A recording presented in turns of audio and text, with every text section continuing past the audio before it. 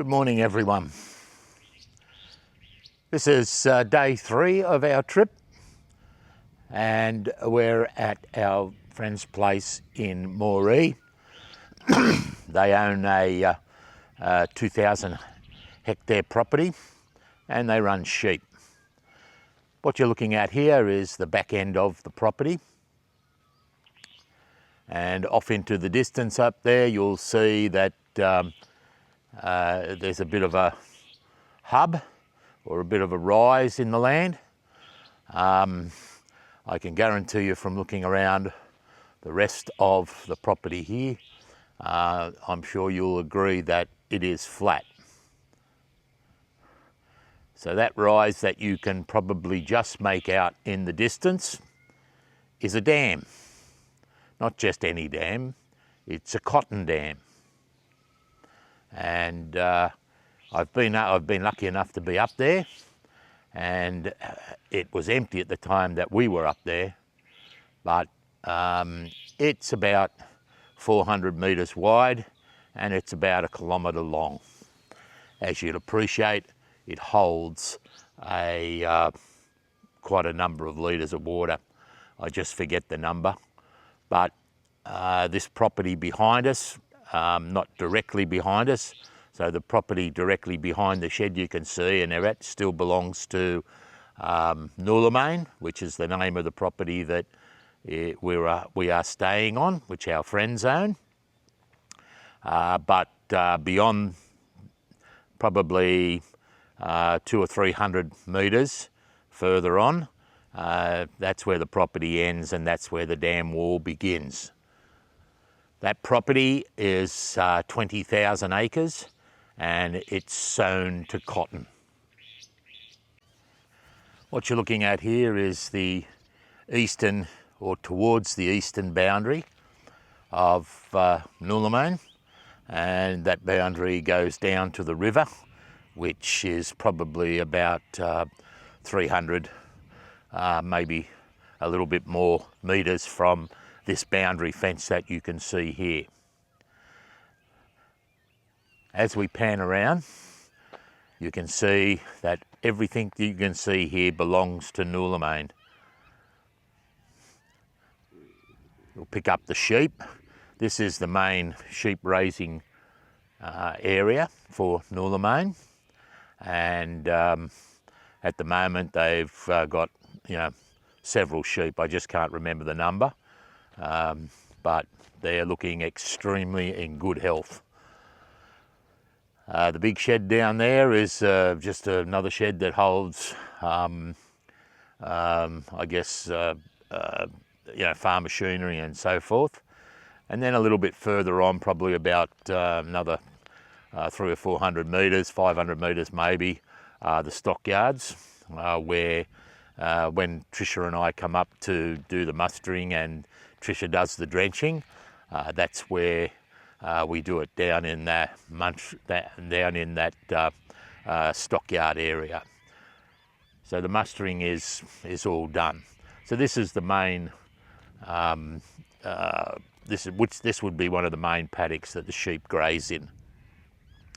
As we pan around, you'll see the main road coming in to the homestead, and we are currently about 1.4, 1.5 kilometres from the main gate.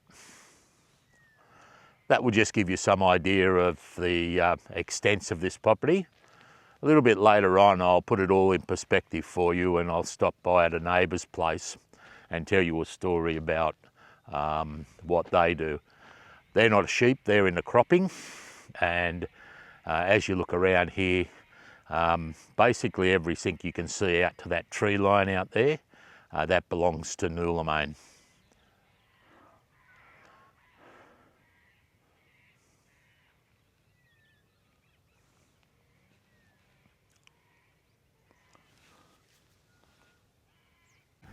Again, we're looking at the same paddock,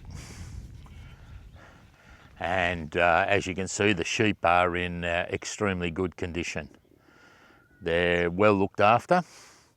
They don't carry large numbers here, but obviously the sheep are in very good condition. Bit of a problem, I understand. There may be some lice in the wool, and some of the sheep are scratching themselves on the fence, which is not a good thing. And so my understanding is that they have to bring the shearer in to shear the wool to get the lice out of the wool.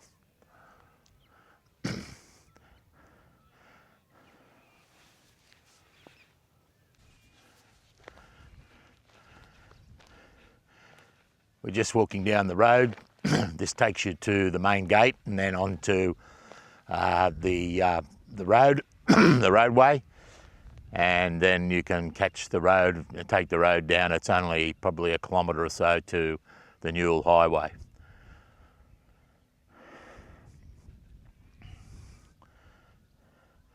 The reason I stopped talking is because the wind is blowing slightly at the moment, but I want you to, I guess, feel what I feel when I stop walking. It's just complete silence.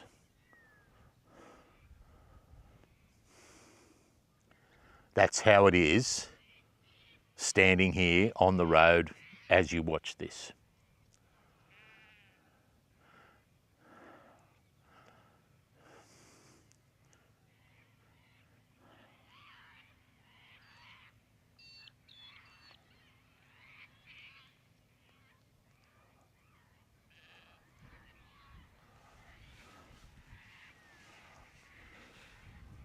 As you can see, Mrs. Spielberg is opening the gate for us so that we can get out.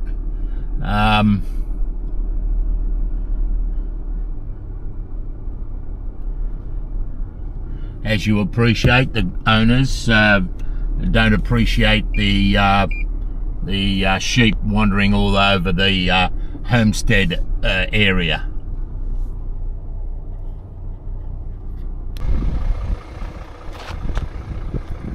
So we've come down, we're on the road out to the main road, and as you can see, we've still got a little bit of a distance to go. So we've probably come the best part of halfway.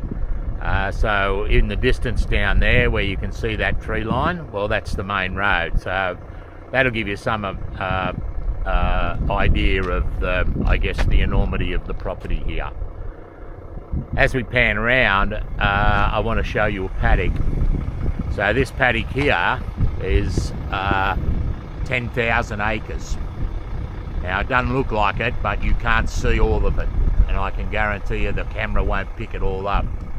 But it is 10,000 acres, and I want to tell you a story about it, because I find this story amazing, because I didn't believe it at first.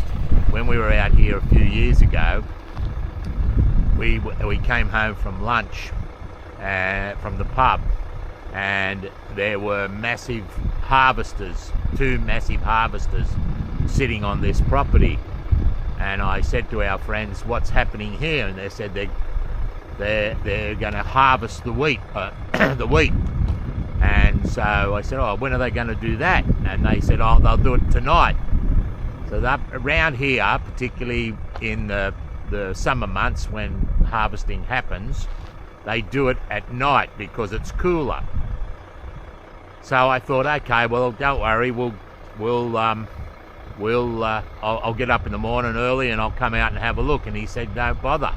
And I said, why not bother? He said, because they won't be here. And I said, well, how long's it take them to harvest 10,000 acres? He said, they'll be gone by early morning, before sunup. And I said, that cannot be right. And so we watched them up until about 10 p.m, maybe 11 p.m, and the harvesters were running. And I asked a question about, well, how do they keep the harvesters running? Because one man can't, it'd be impossible for one man to drive the harvester all night. And so he said they don't do that. They have 3 or 4 drivers to do the whole 10,000 acres. And then I said, well, obviously they stop in the harvester. Once they harvest starts and it starts harvesting, they never stop until the harvest is finished. How do they transfer the drivers? The new driver jumps in the ute, the back of the ute. The ute pulls up beside the harvester as it's going. The man on the ute jumps on the harvester, goes up and replaces the existing driver while he's driving. The harvester keeps going. The ute keeps going. The replaced driver comes down the ladder and jumps on the ute, and the ute drives away. And that's how it goes, all night. So this is a 10,000 acre property. This is their neighbour, one of their neighbours. This is one of their better neighbours. And this is just one of their paddocks.